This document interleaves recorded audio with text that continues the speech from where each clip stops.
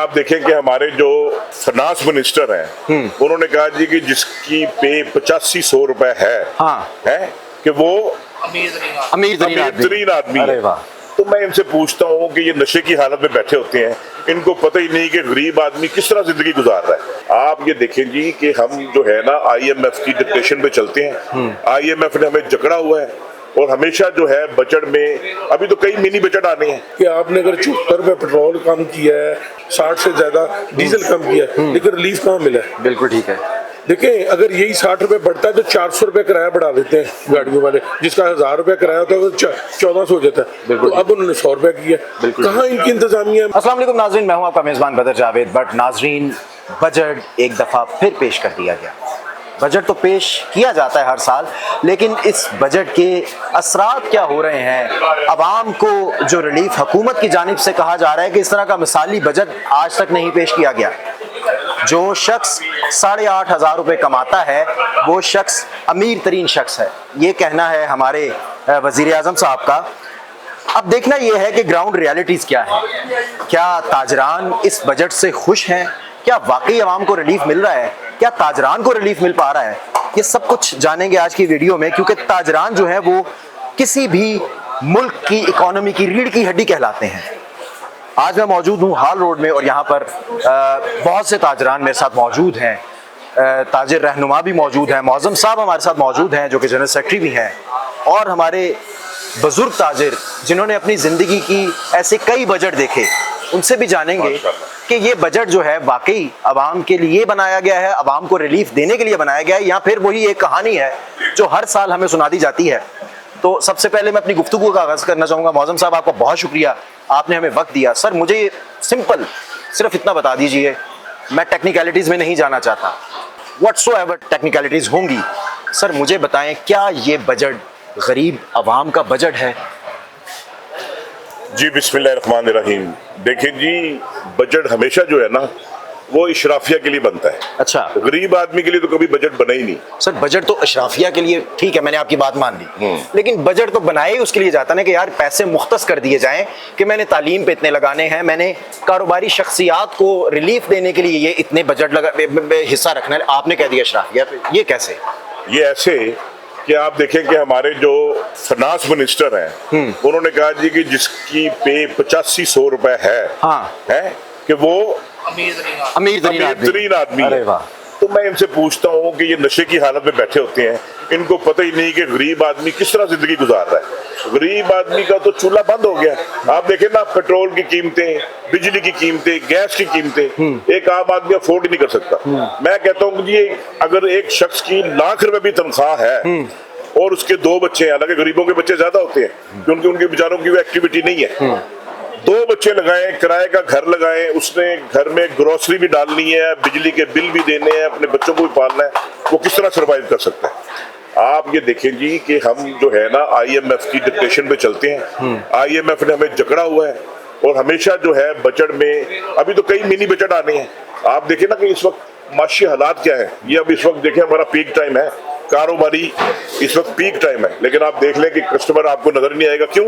لوگوں کی purchasing power نہیں ہے، لوگوں کے اندر قوت خرید نہیں ہے، وہ اپنے بچوں کو پالیں، اپنا روٹی کھائیں، یا یہ موبائل فون خریدیں۔ حکومت نے دیکھیں ایک ریلیف تو دیا نا مزیدار قسم کا۔ جی کیا ریلیف؟ انہوں نے اپنے MPs MNAs کی تنخواہیں بڑھا دی، جس کی 1,00,000 تنخواہ تھی اس کی 5,00,000 تنخواہ۔ دیکھیں وہ غریب طبقہ ہے، ان کا خیال تو کیا۔ میں وہی تو کہہ رہا ہوں کہ ہمیشہ اشرافیہ کو نوازا گیا ہے، تو غریب آدمی آپ دیکھیں کہ ہمارے معاشرے میں ایک جو سفید پوش آدمی تھا نا وہ تو ختم ہو گیا، مڈل کلاس میں سے ایک طبقہ انہوں نے ختم کر دیا، اب ایک غریب ہے ایک امیر ہے۔ تو لہٰذا میں آپ کے چینل کی مساست سے، اعلیٰ حکام سے، حکومت سے مطالبہ کرتا ہوں کہ خدا کا خوف کریں، عوام کو ریلیف دیں۔ دیکھیں نا، اب ایران کی وار میں ہم نے بڑا کردار ادا کیا، اس کا بینیفٹ اٹھائیں، ایران سے پیٹرول جو ہے وہ پاکستان میں لائیں اور پیٹرول سستا کریں۔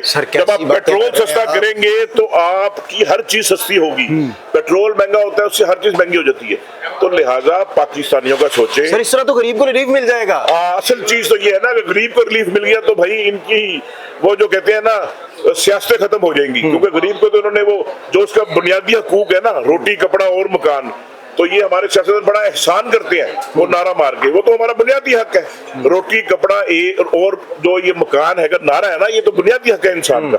तो लिहाजा फिर मैं आपसे कहूंगा कि अवाम के ऊपर थोड़ा सा शफकत का हाथ रखें, लोगों को रिलीफ दें, लोग अपनी जिंदगी सुख का सांस ले सके। आज हमारे पाकिस्तान को 78 साल हो गए, लेकिन यकीन करें कि कभी गरीब आदमी को सुख का सांस नहीं आया।